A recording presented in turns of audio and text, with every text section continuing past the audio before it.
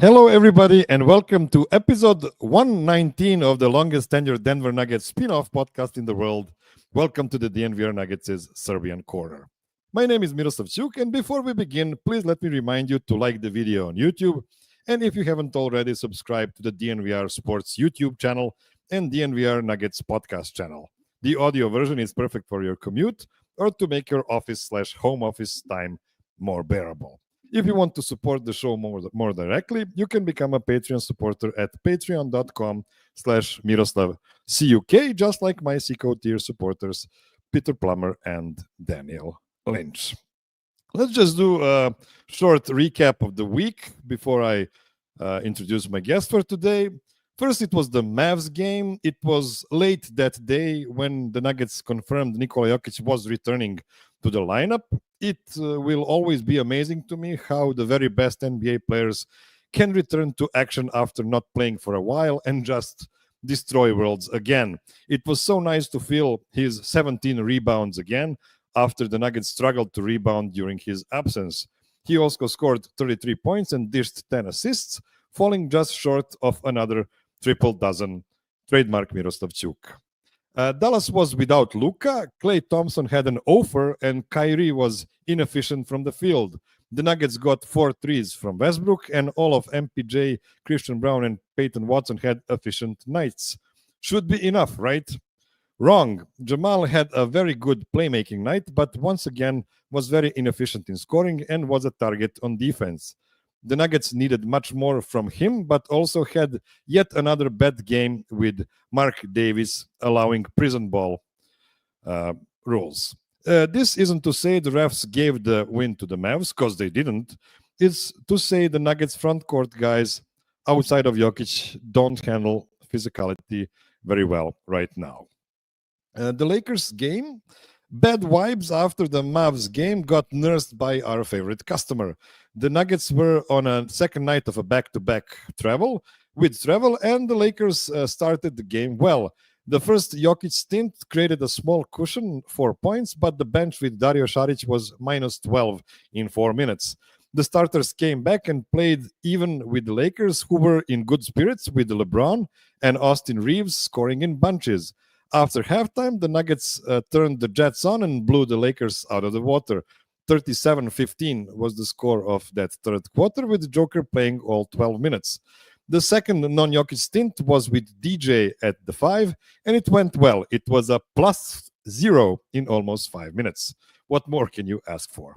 Anyway, Joker didn't have a triple-double, slacker, 34, 13, and 8. MPJ had 24, 11, and 4. CB was filling out the columns again, 16 solid points and great play in transition. And Russ was great off the bench again, 14, 7, and 11. The vibes were immediately restored. But then came the Knicks game. Last week, we had a game when the Nuggets out-hustled the Grizzlies and won without Joker. This time, the Nuggets had the opportunity to see how it is to play a random Monday night game versus a team that always plays hard.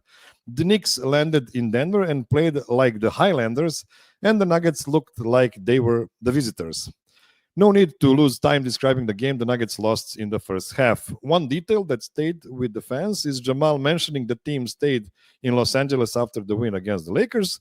So that is maybe why the team didn't show up for the game. I hope that's just an excuse, because I'm afraid to imagine what goes around those parties when the top-level athletes look so bad 2 days later. Yeah, I'm choosing to believe it was an excuse. Anyway, nobody looked good, so Russell Westbrook enforced himself in the fourth quarter and scored 24 points in that period, even though the game was already over. So kudos to him. Finally, the Jazz game 2 nights ago, not a lot of notes on this one. The Nuggets fell down 12 in the first quarter while Joker was on the court, but the second unit dug them out and Joker's return created a 10-point lead at the half, and that is when the game was over, since the Jazz never came back from that. Joker scored 19 in the first quarter while they were trailing and finished with 30, 10, and 7 with a +20 ±. Jamal and Mike started slow with 12 combined points in the first half, but finished with 22 for 8 and 4 steals and 19, 7, 4 respectively. Christian Braun was a metronome once again with 18, 7, and 3 on just 8 shots. Utah played without Lauri Markkanen, but the win in Salt Lake City is always a good one since it doesn't happen very often. Okay, since the start of this season, you've seen some big names on this show. Andy Bailey, Matt Moore, Dave DeFore, Dan Favale, but sometimes I just like to call a friend, however small their NBA footprint is. This guy is a former airline operations executive, a realtor, a blogger, a credentialed journalist, a movie director, and a screenplay writer. But during all his metamorphosis, he remained one thing, a Denver Nuggets fan. So I believe he deserves to be a guest on this show. Introducing from Broomfield, Colorado, it's Adam Mares. What an introduction. You're right. I was an airline operations manager at one point. That is true. Yeah. Honestly, I know you told me that story. That's a really, really cool story. You managed to travel so much because of your job back then. So kudos to you, man. Like you've had a really, really interesting life so far. I have had a good run so far. I can't complain. And what about those recaps, man? Are we going to talk about the Lakers game at all? Is that on your agenda at all? Because I have one detail. Of course, please. So I honestly think the Nuggets break the Lakers. 3 years in a row, they've broken them.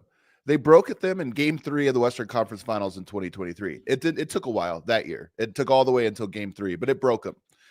And then the next year, they broke them on opening night, which was banner night, when they, I think, came into the season thinking like, okay, we can bounce back from that. And even opening night was like, no, you cannot. This team has your number, and you better hope that, just play for the in-season tournament. Don't go into anything else.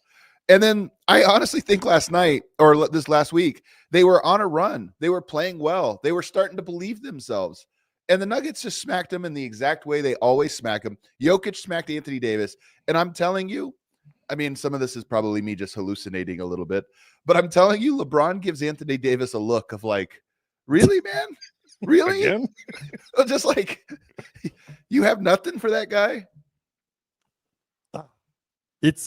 I just feel, and we're going to talk about it more on this show, but I just feel like I would really like for the Nuggets to have the same kind of passion for playing against every other team as they have against the Lakers, because it's obviously a completely different kind of game for them when the Lakers come in town.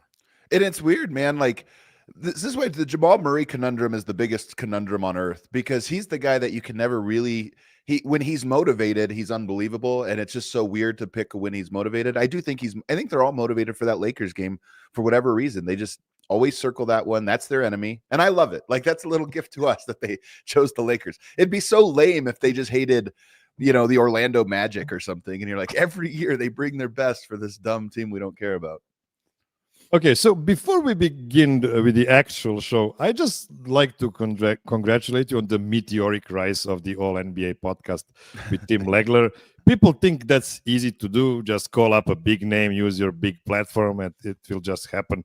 No, it won't. It's so much hard work building up the chemistry, fine-tuning the format, and getting the audience involved. Just a 5+ job, man. Congrats. I appreciate it, man. That show's super fun to do. You know what's also funny is Legs and I, we did our first show in studio last week. We did 2 shows, and I feel like the show got better because of it. Every show this week has been really good, I think, in part because it's almost like when you get the chemistry of hanging out. And I'm not going to, I told people this on the show, but Legs hung out with us one night at the bar for, 4 hours or something, having drinks. We had a great time. And sometimes you have to have that, it's like, I love the show before, but I feel like it's even better now. We have inside jokes. We have all this stuff now. It's great. You just got the lucky break because he's such a funny guy. Like, he's the best. That's not something it just goes like without saying. Like you just got lucky there, man. It's so true, man. He's the GOAT, man. I never knew Legs was this good. He's so good at everything.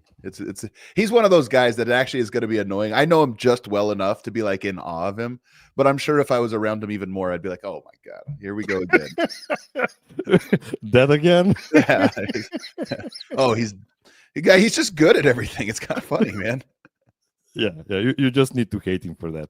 So I like that show so much. I'm gonna steal its structure, and hope for you not to sue my ass for. So in the end, all NBA, you are the host and you let Legs have the bigger chunk of minutes for his rants. Now I'm going to give the audience something I'm absolutely sure they want, an episode where your voice will be predominant. So I know you're a bit under the weather, but I hope you can People are speculating if I'm hungover. I just have a little frog in my throat is all. Like, I just have a little raspy voice. I'm not really sick otherwise.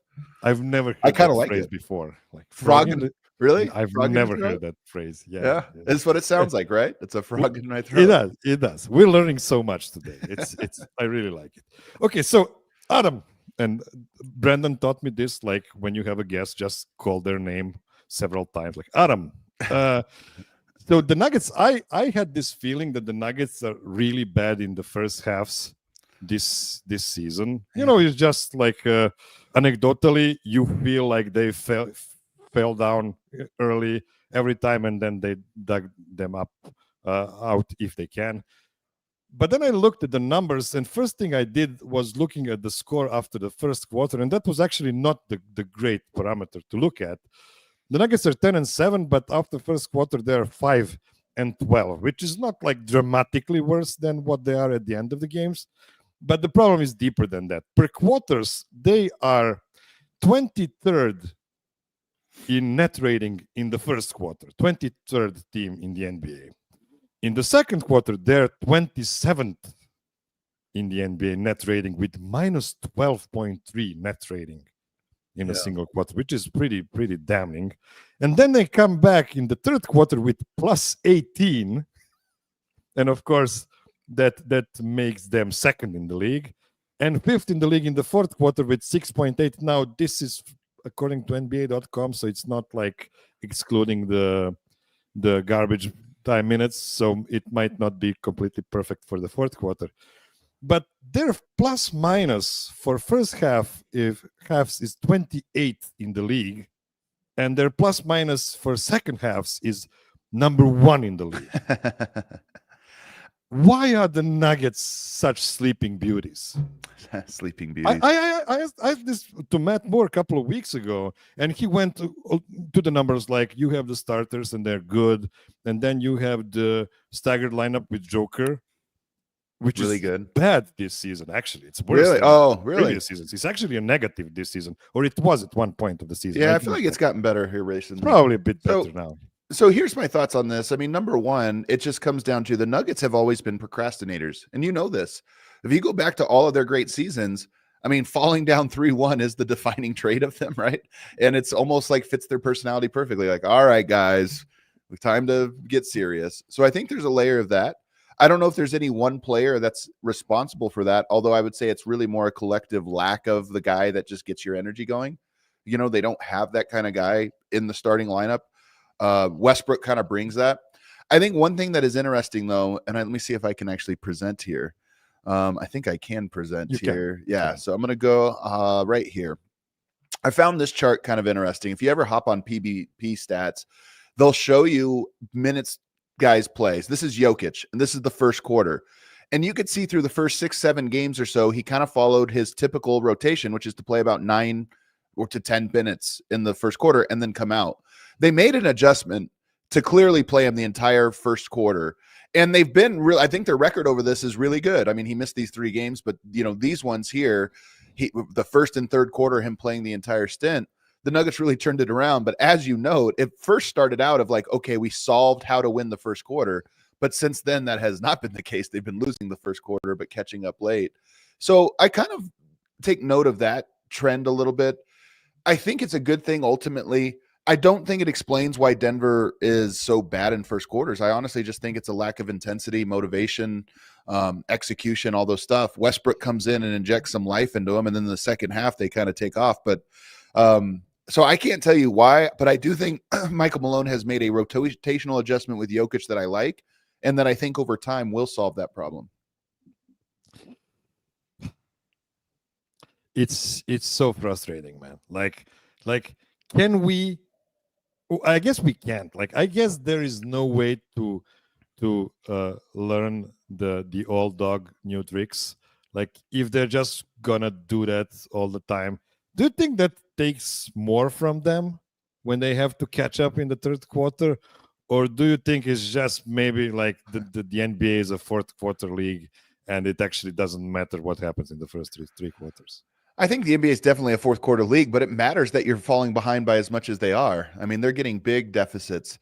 It might be a thing that it actually takes more energy because you're right. Not all 40-minute games, like if you play 40 minutes, they're not all the same. There are harder and easier ways to get to 40 minutes. And I imagine having to rally back from a 10-point deficit at halftime is probably the hard way to do it. So I think it matters, man. But as the case, and I hate to, it's funny because I came into the year thinking there's so many great storylines, and there are. This team is very interesting compared to last year's team. But there is one storyline that I think swallows up all others, and that's Jamal Murray. And everything else is secondary to that question. And I think a lot of this just comes down to at the beginning of the game, like the end of the game, you kind of have an identity and you count on your top guys to get you settled. And right now, Jamal's not really providing for the team in those moments, as he's not providing for them in most moments. I do think he's improving. I think he's getting closer ever so slowly. But I think that has a lot to do with just the general vibe around the team, including this issue. That is going to be a great segue into our second segment. But before we can get to the second segment, we need to talk a bit about flooring. And when we talk about flooring, who else is better than Empire Today? Who else? If you need new flooring, just don't look any further. So many people already enjoy Empire Today floors. I was at some friends' houses when I was in Denver, and I can say that many of them have Empire Today floors. It's just a great thing to see every time. And with Empire Today, you get the shop at home convenience, the right product for your needs, quick and professional installation, and a price match guarantee. They will beat everybody on quality, service, or speed. No bullshit about the lowest prices and stuff like that. If you need quality floors, you just go to Empire Today. Their philosophy is to help you find what you need, not overwhelm you with thousands of choices and substitutes. And what they leave out of their selection is as important as what they put in. Their virtual floor designer is a great way to see how new floors will look in any space, including your room, and with your lighting and decor. Flooring is all Empire Today does. They live and breathe flooring, so you can be confident you're getting honest, upfront advice. They service their own warranties. If an issue does arise, just call Empire. Schedule a free in-home estimate today. All listeners can receive a $350 off discount when they use the promo code DNVR. Restrictions apply. See empiretoday.com/DNVR for details. That's empiretoday.com/DNVR. Okay, so Adam, I promised to people that we are gonna do a little exercise I called confidence meter or scale of confidence, and we're gonna talk about all the 9 real guys Calvin Booth told us have the juice for this season. So we're going to go through all of them, and we're going to try to set the realistic expectation from them to the end of this season, comparing to what they are today. And to start this job easy, let's just go with the easiest one of them all. Nikola Jokic played in 14 games so far, 30 points per game, 13 rebounds, 10.5 assists, 1.5 steal, 1 block, 57% from the field, 53% from 3-point line, 83 from the foul line. I guess the expectation for him should be that he will be the best player in the league. Yeah.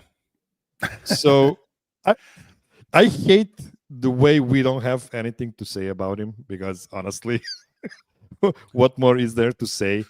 But if the scale for him is okay, let's see if he's the best player in the league at the end of the season as well.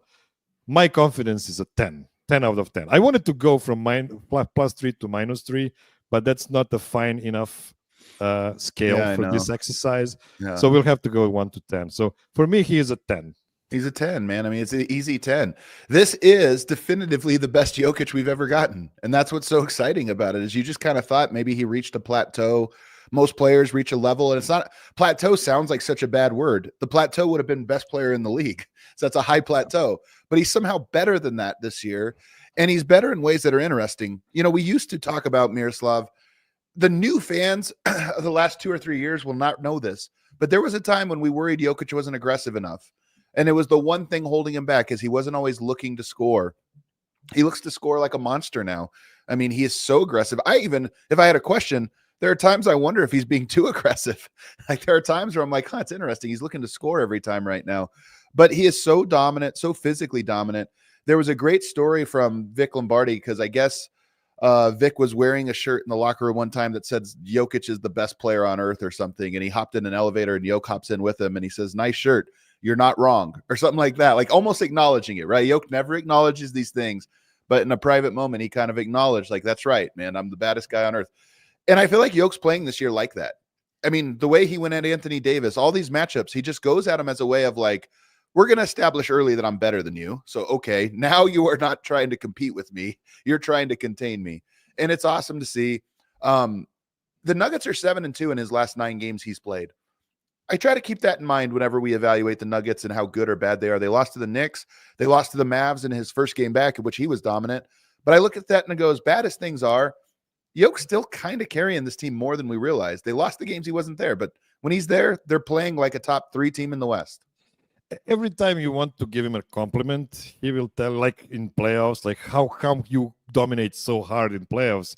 He'll just tell you, well, I'm playing 40 minutes per game, and if you scale my stats from 32 or 33 from regular season, it actually makes sense. I just play more minutes, and this is why I accumulate more stats. You know what? It's the same this year. Like he is playing, 36, 37 minutes right now.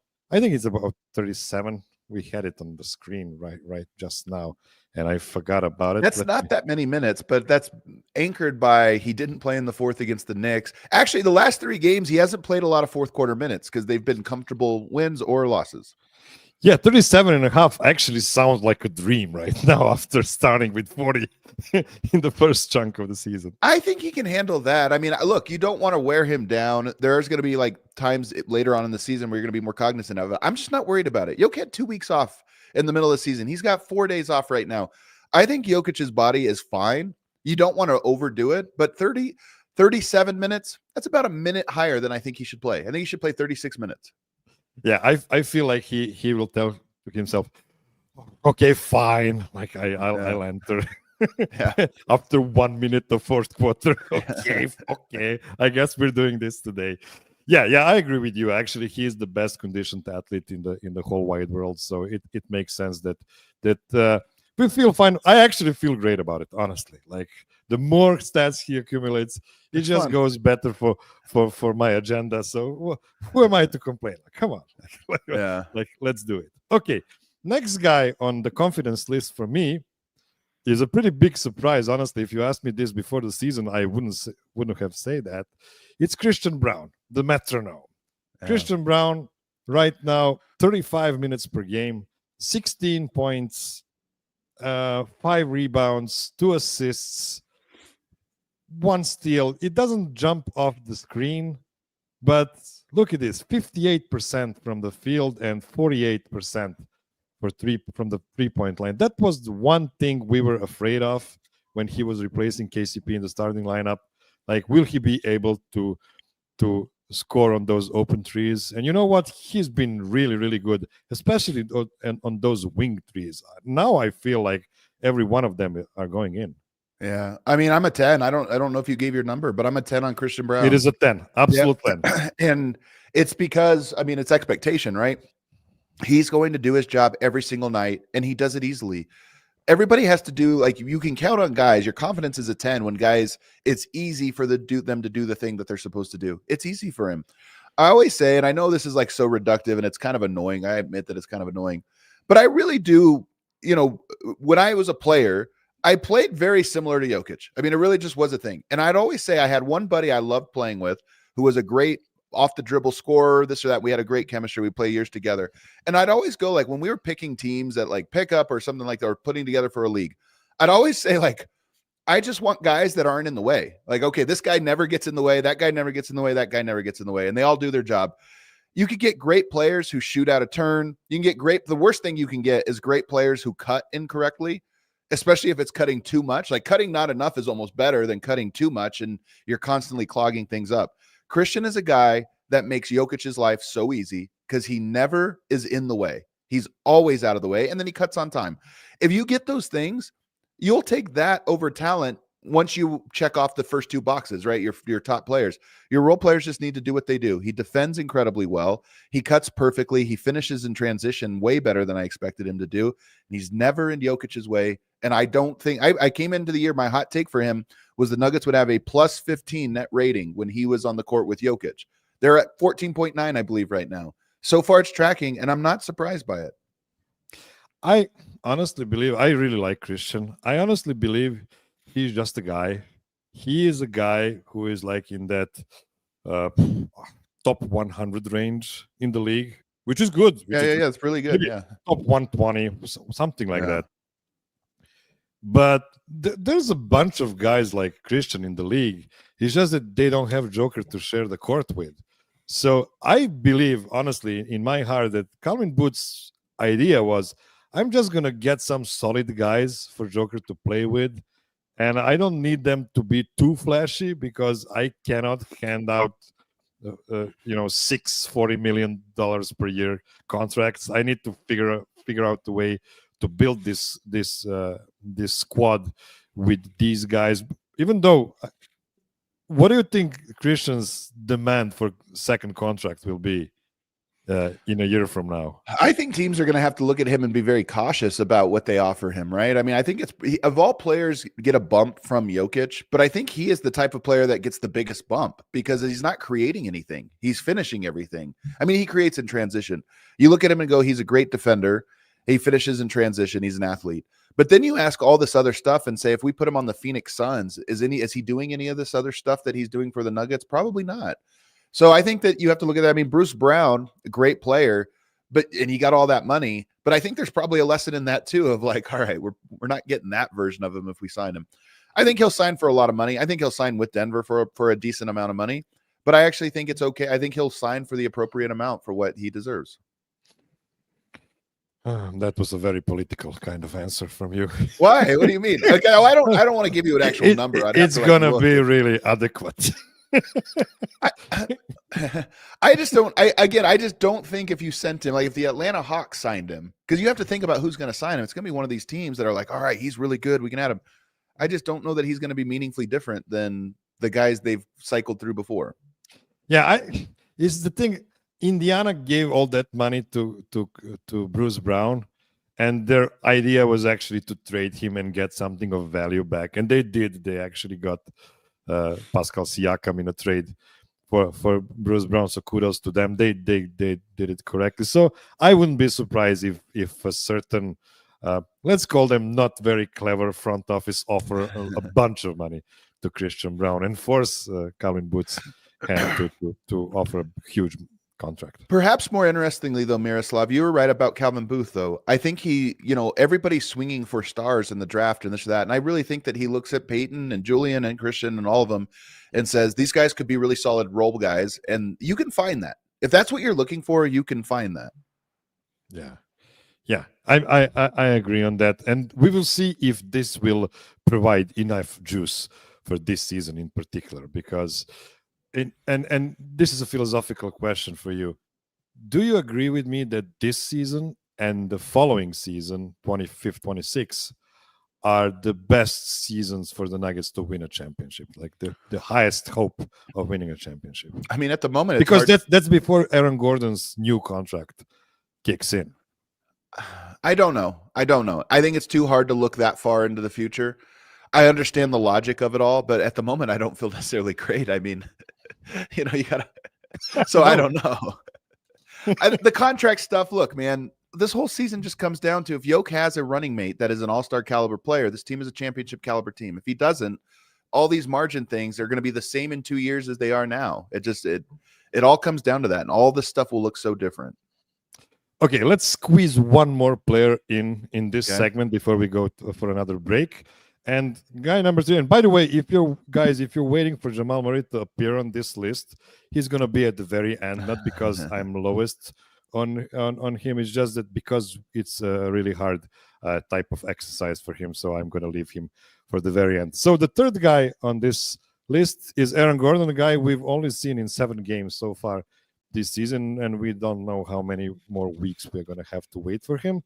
He is at this point at 30 minutes per game, not too bad, 15 and a half points, almost 7 rebounds, 3 assists, 53% from the field, 54% from the 3-point line.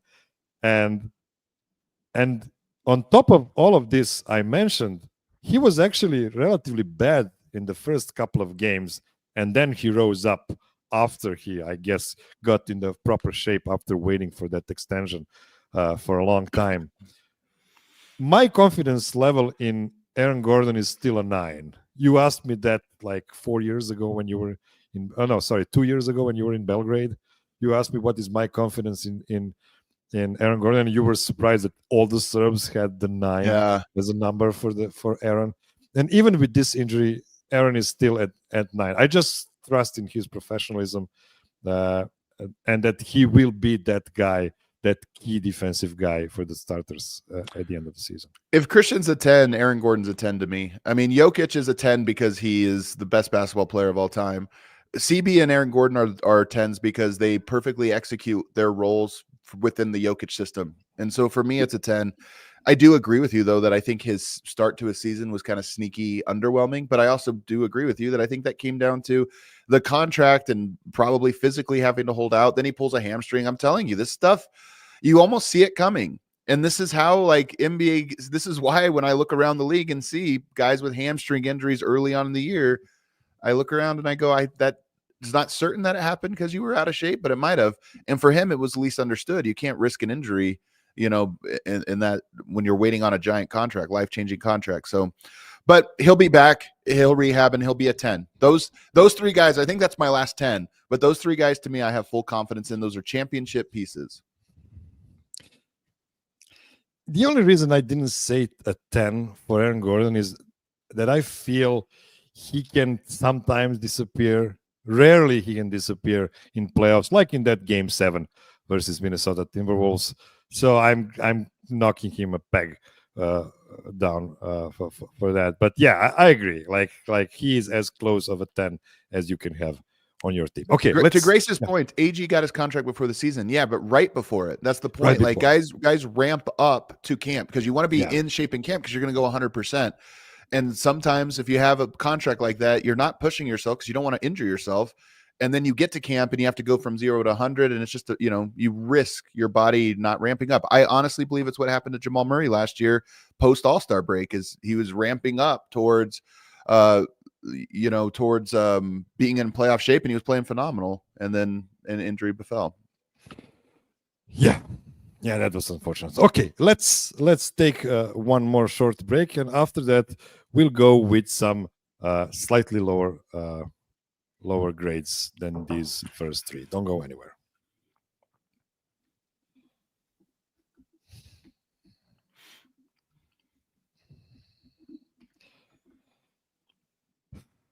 Well, I have to be honest, man. I'm gonna need to find some glasses for me because I cannot read the small letters anymore. Like I'm not as of a young pup as I used to be a couple of years ago. Okay, let's now go to the next player on my list, who is an 8 out of 10 on my board. It is Michael Porter Jr. So far, he played in all 17 games. He is really durable, just like last season, which is great to see. 36 minutes per game. That's a new record for him. 18 and a half points per game. 7 rebounds, 3 assists. 3 assists. Do you know what was his highest number before? I don't think it was more than 1.5. Yeah, I thought it was like 1.4 or something. But I can look something like that. That's a huge jump. I was hoping last season for him to get to 2 assists per game. 1.9. He had 1.9 back in 2020. Oh, that was only 9 games though. That season doesn't count. Oh yeah, So yeah. 1.5. 1.5 That is was his high. those nine games when he couldn't shoot Right. because his back was hurting him. He's already at 40% from the 3-point line and 50% from the field, which is great to see already after the rough start he had. Do you have any notes on why he? Yeah, I like this layout better. Do you have any notes on why he started the season so slow shooting, or do you think it's just random? I think it's just random. I mean, the team wasn't in a good rhythm. I think I'm with you on 8 though. I think that's the right number. I had this thought. So he is doing some stuff a little bit better. He's driving to the basket better. He's passing better. He's playmaking. He's almost playing more aggressively with confidence. And his shooting has been good this year. So I think all those things are positive, very, very positive for him. When Murray was out for a stint, I thought that Porter was starting to get a little bit more of a 2-man game with Jokic than we've ever seen. I feel like he's actually playing better off of or with Jokic in specific 2-man actions than we ever seen. Since Murray's come back, I think that's been a little bit more muted, which begs the question, is it even possible for so many people to have a 2-man game with Jokic? It's probably, there's like diminishing returns for that. So he gets put a little bit more in the corner, a little bit more out of frame.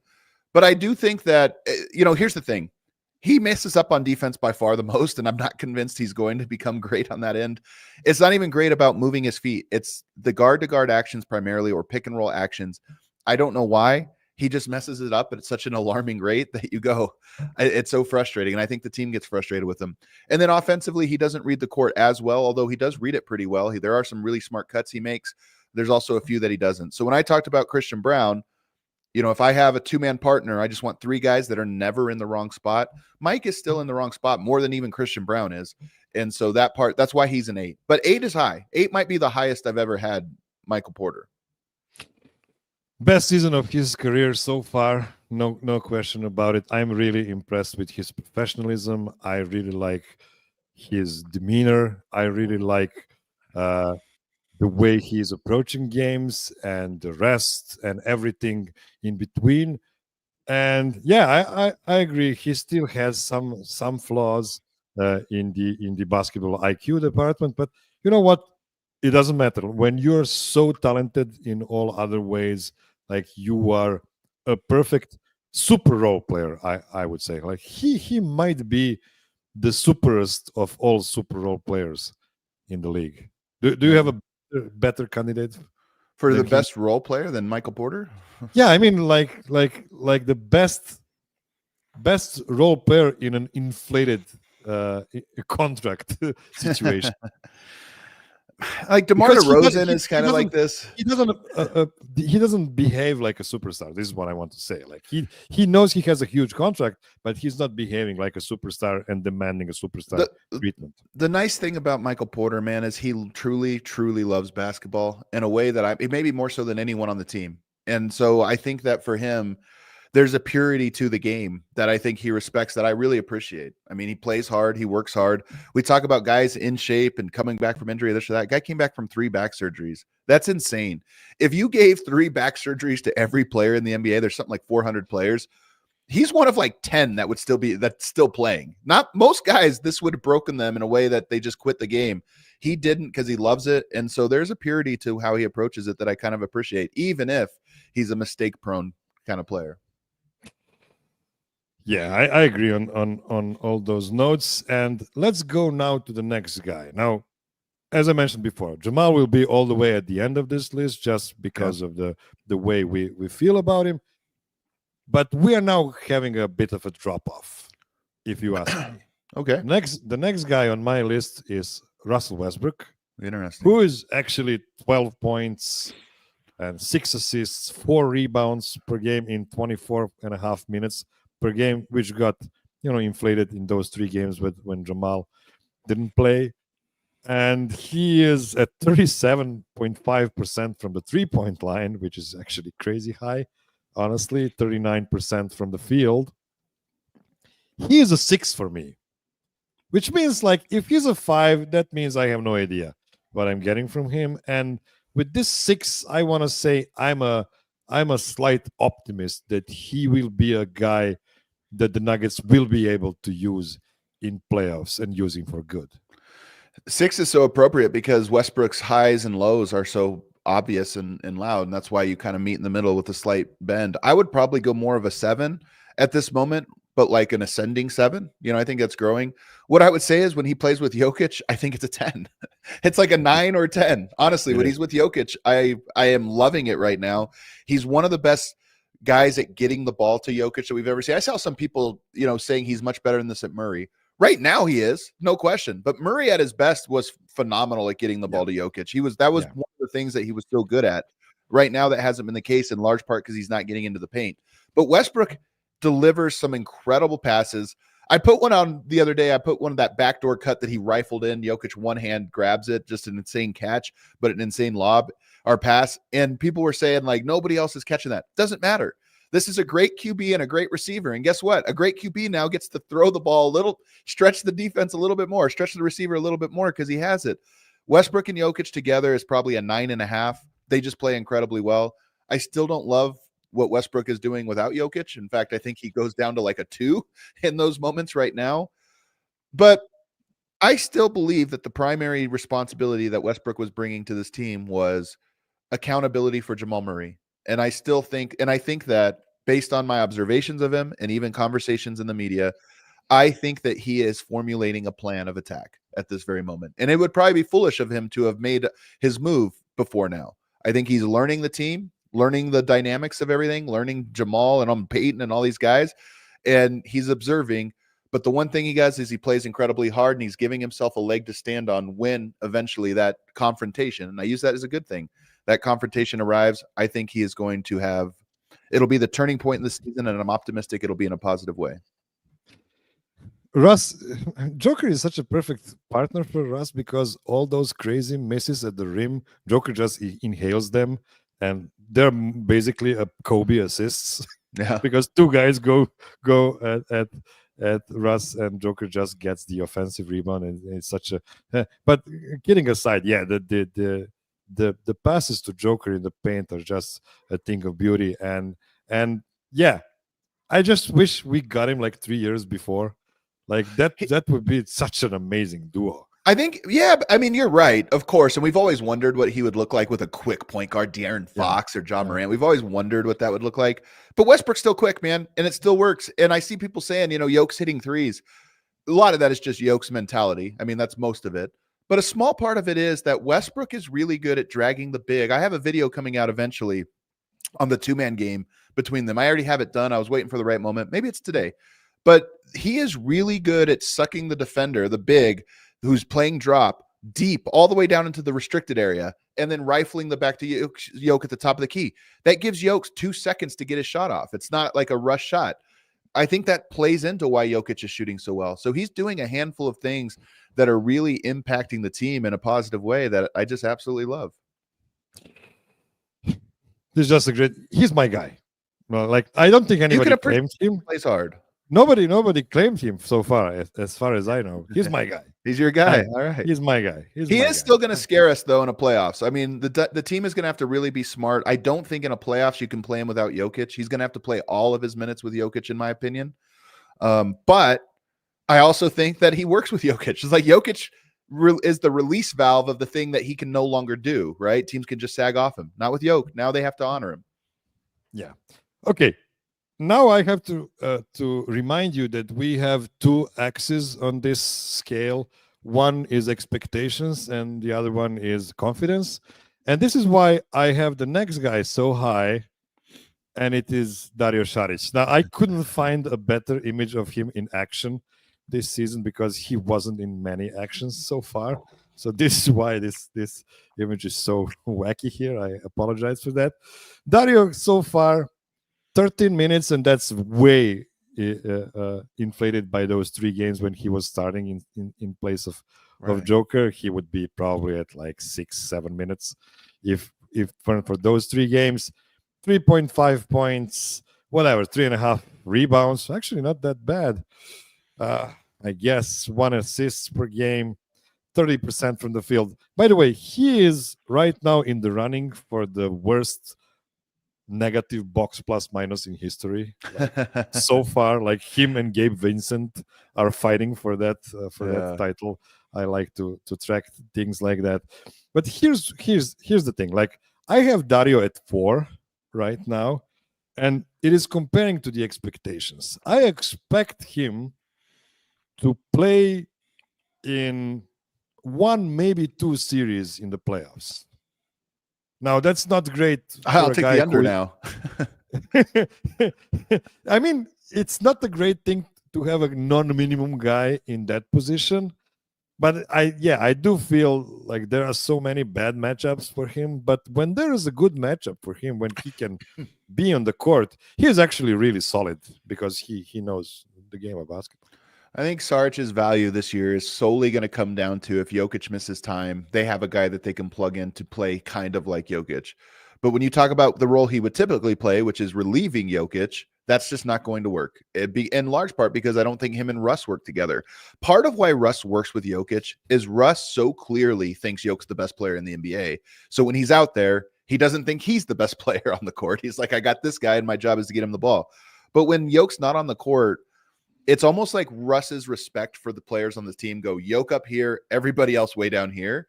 And unfortunately with Saric, you know, he needs to be a fulcrum. He needs to be involved and move the ball. And I think he's actually done those things at the exact level I've expected, but he doesn't get an opportunity to do them very much. And he's so bad defensively that if he's not giving you something on offense, he's horrible. So I would give you a 1, to be honest with you, maybe a 2. I'll say 2 because I do think there's a world where he relieves Jokic.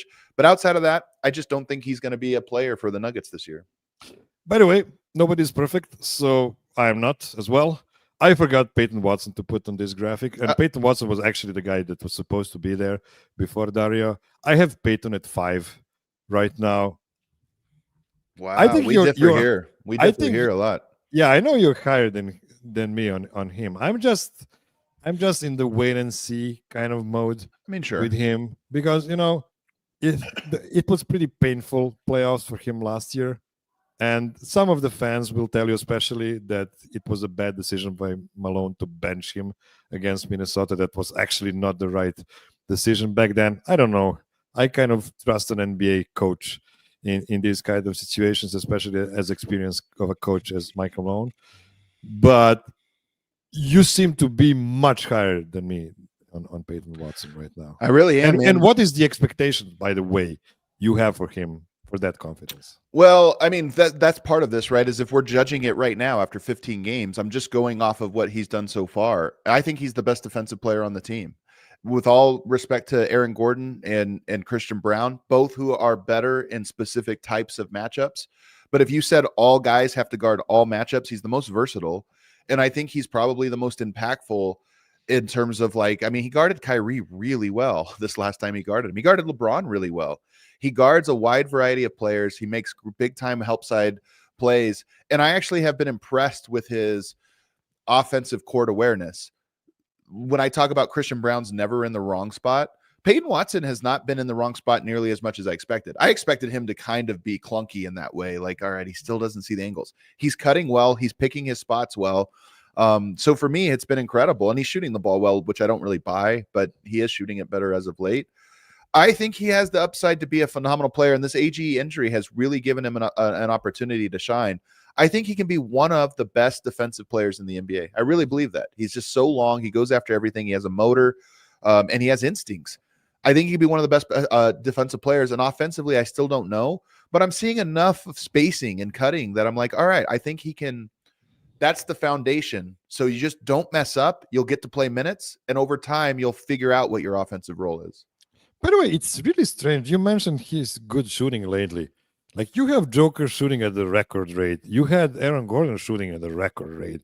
Mike is good. Mike is not always underperforming at all.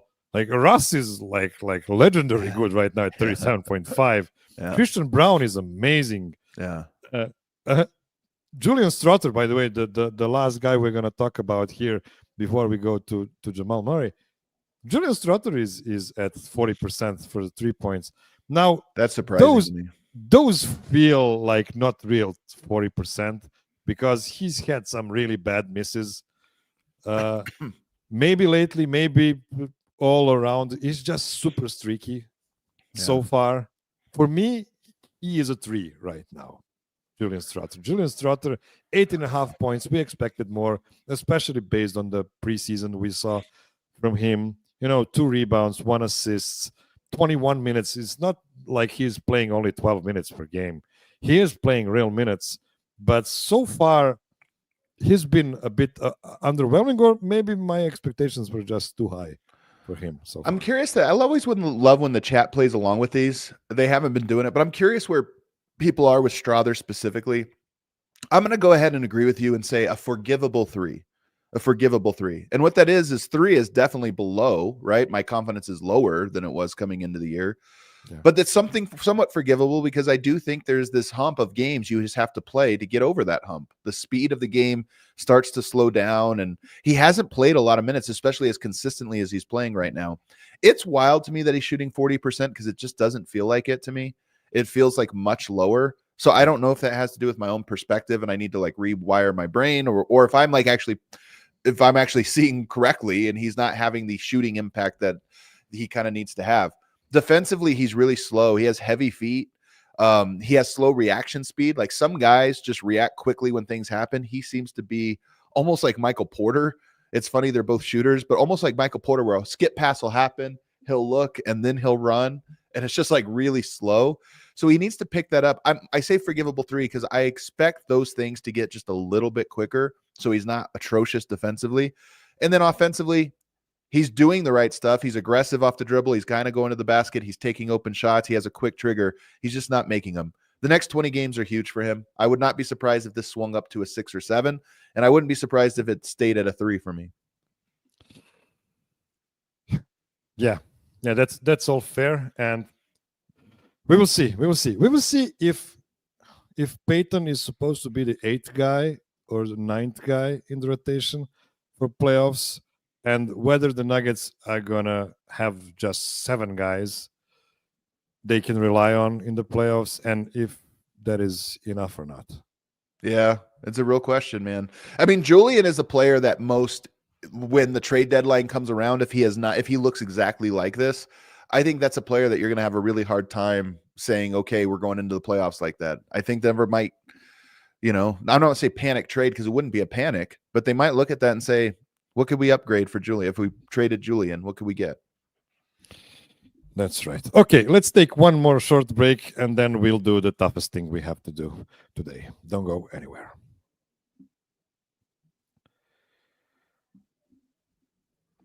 Okay, we are back. And as I said, we have one more guy to talk about. And I have his numbers here. So Jamal Murray so far, here's the thing. Like, this season is so contradictory because on one hand, it's super easy to analyze it, because if Jamal Murray is great, they can win a championship. If he is the same as he's been for the past 8 months, there's zero chance they can seriously compete in the playoffs. I think you agree with that. I mean, the whole season comes down to it. They're just they're a great team. The team. problem is there's zero chance we can make a confident prediction of what's going to happen come April. Or do you disagree with that? Do I agree with that? Certainly, we can't have 100% confidence we know what's going to happen. So, I mean, I guess I agree with you in there. There's still a realm of possibilities that come out of it. But I am losing confidence. I said more privately than on shows that I'm going to give him until the end of January. That's such a long lead. It is. It is. I realize how long of a run that is. Like, that's such a long leap of faith for a guy on his second max contract. It's just that, yeah, I'm gonna go out of my way and wait until the end of January before I officially give up. That's the thing. Like, I'm gonna give up, honestly, on his season if I don't see real signs of improvement by then. And a lot of people mentioned that his playmaking is actually pretty good. Like, there's no drop off there. But you know what? you're passing to Nikola Jokic, so that's not as hard of a thing as people might think it is. Like, especially in the regular season. I'm not talking about playoffs. Playoffs are a different beast. Oh. But right now, Jamal, after 14 games, 18 points, which is more or less similar to his early season starts in the previous seasons. 32% from the 3-point line, 41% from the field, 6 assists, 4.5 rebounds. My biggest concern, Adam, honestly, is his defense. His defense does really not bad. look like a passable thing. Yeah. No, 100%. That is, I mean, I think that's I don't know if I'd say it's number one because it's all kind of together for me, but it's certainly up there. The one thing you can keep coming back to, though, man, let's just establish a baseline where we're not going below.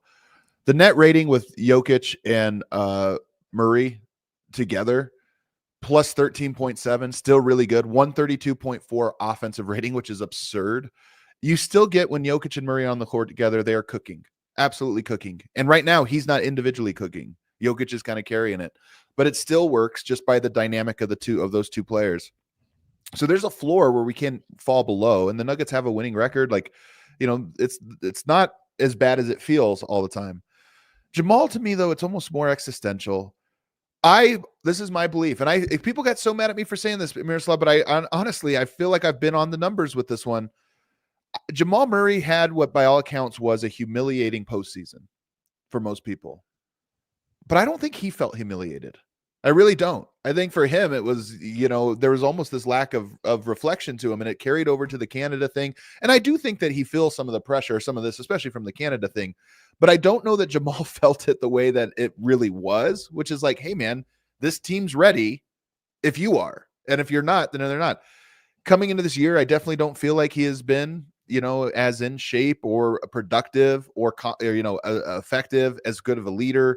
I mean, going to New York just tells you all you need to know about the guy. And then coming out and laying a stinker, like that tells you a lot about who this guy is. But at the same time, I do think things are coming to a head. And one reason I get I don't want to say so upset. Reason I get annoyed at fans constantly protecting him, shielding him from media criticism is I go, players need to hear criticism. This is part of it, man. Like that's part of what makes sports so great is you get the pressure of people analyzing and judging your performance, and then you have to rise to the occasion. But I think the tide has turned on him. I think fans have turned. I think media has turned. I think the team, I'm not saying turned as in they're against him. I just think it's as in the Bills do. Like, all right, man, enough. It's time. It's now or never. You just got $208 million. It's time for you to show up. And as I said, I think Westbrook will, this is just my theory, at some point in the season, I think probably soon, there will be an intervention of sorts. Hey, I'm calling you out now because I don't think you're made of it right now. And are you or are you not? And I think he'll respond to it.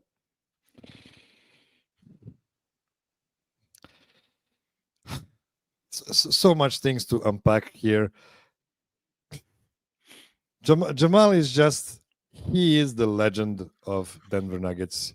He is the second greatest Denver Nugget in history. Respect to Alex English, respect to David Thompson. Those guys had amazing careers. They just were born in wrong eras. Like they didn't have a 30-point triple-double like in the finals. It's just I know it's not all up to him. He's just a super legendary guy on the Nuggets, but at the same time, we need to say when things are not going in the right direction. And we have shot making, which is pretty bad. Like I have trouble believing in his threes going in when he's on the move. Like right now, he's really good in those catch and shoot threes. He's really good at those. But when he's on the move, I just don't feel confident he's hitting those. And he's not even trying to hit as many of those deep two-pointers. Like he used to go to those so often. And now it feels like he's struggling. He needs so much energy, so much poise, so much moves just to get a basic separation and take off the shot. And on top of that, the defensive problem. Because you know that, like when you play pickup basketball, you only need one guy that doesn't play defense for the whole defense thing falls to collapse. apart. Yeah, everything falls apart. So yeah, I agree with you. Their floor on offense is pretty high, and you mentioned 134, whatever offensive rating. That's really, really good. But if you give up at the same time, and you don't need to give up too much, honestly. Like you can have only like a +4 in your starters minutes, and you're cooked because you need more than that with the bench laid out the way it is. We have a couple of questions in the chat I wanted to address. One is from Patrick asking, am I drinking a tea here? No, this is, I can't believe this is not lemonade, what I'm drinking. And there was a serious question for you, Adam. You mentioned the great net rating with Jamal and Joker on the court. What about the two-man pairing of Westbrook and Joker in net rating? Can you look that up quickly? Because that feels pretty good right now. You're muted. It's plus 4.9 or plus 5 basically, with the two of them on the court so far this year on 154 minutes, 116.6 offense, 111.7 defense. It's pretty good. And, some of those minutes are obviously with Jokic. I think if you took Jokic off, that number would probably go down quite a bit. But I'm actually hopeful for that duo. I'm hopeful for it because I think you can build something of that over the course of the season, especially if Murray gets a little bit more motivated and in shape and just aggressive in general. So that's one of the reasons I'm kind of, I still feel good about the Nuggets despite everything. Is I still look at it and say there's outs for this to happen. It just all falls on Jamal, becoming the version we believe he can be. Yeah, it all comes down to perspective. Like if you expect them to be as big of a favorites as the Boston Celtics are, you're going to be really annoyed during the season. But if you expect the Nuggets, honestly, for me, they feel like a 1920 version, or maybe even 1819 version. Like that team played for the first time in playoffs, and got a rough series against Portland. But that team was fun to root for, and if we reset our expectations a bit, this season can be fun, and hopefully it can become so much funner than it is right now. It just comes down to Jamal, man. And I just looked it up. When Yoke's off the court and Jamal and Westbrook are on, still a positive net rating, plus 396 in 101 minutes. That's really encouraging. Encouraging. That's late games influence. Like it was much worse than that. It was at around 0, I think, two games ago, and before that it was in the minus. So they're figuring stuff out. And I think so too. And then, like I said, fans get mad when I say this, but I think it's true. There has been small progress for Jamal. I do think he's thinning out a little. He's getting in shape. He is getting better. And you hope and I kind of expect that the Nuggets are going to progress over the next 2 months, that December will be, better than November and January will be better than December. And if that's the case, the Nuggets will start to look really good. The problem is the West has a lot of good teams that are hungry and motivated, and getting a top seed is probably going to be important just to be able to get home court advantage. They still have a lot to figure out, but I think the Nuggets are ascending a little bit. Yeah, I agree with that. It's just, if you have a gun to your head, what would be the seed you would project from them right now? Thunder are going to be above them. Man. Right now, the other problem with the Nuggets is they got like 11 healthy guys at the moment. This is the sneaky story to the Nuggets that they're not very deep. I would probably say a 4 seed. I think the Nuggets are the 4 seed. Okay, and they're so thin that an injury could, like, you lose a key piece, Aaron Gordon again or something like that. They'll suffer more than years past. Well, you know what? If they win in the first round and they meet Oklahoma in the second round, you know what? I wouldn't feel too bad about that matchup, especially if Chet Holmgren is not back to his old self. No. By that point, and it's not a nice thing to be hopeful of. it's really not nice, but yeah, I agree. They could make some noise in that case. Okay, Adam, please go back to bed. Heal that frog in your throat. Like, I hope you're gonna get better. I promise to you, I won't be calling you on any other shows until the end of this week? Call me whenever, man. You know I love coming on your show. You're my guy, Miroslav. Always and forever, buddy. Thank you so much, man. And that's all I've prepared for you this week, my dear listener. And please, with the cherry on top, take the word prepared very loosely. You've seen what I did. I just let Adam speak for an hour, and I call this show mine. Be well, be safe, be kind to everybody. Call your mom. And until next week, Isaiah Hartenstein.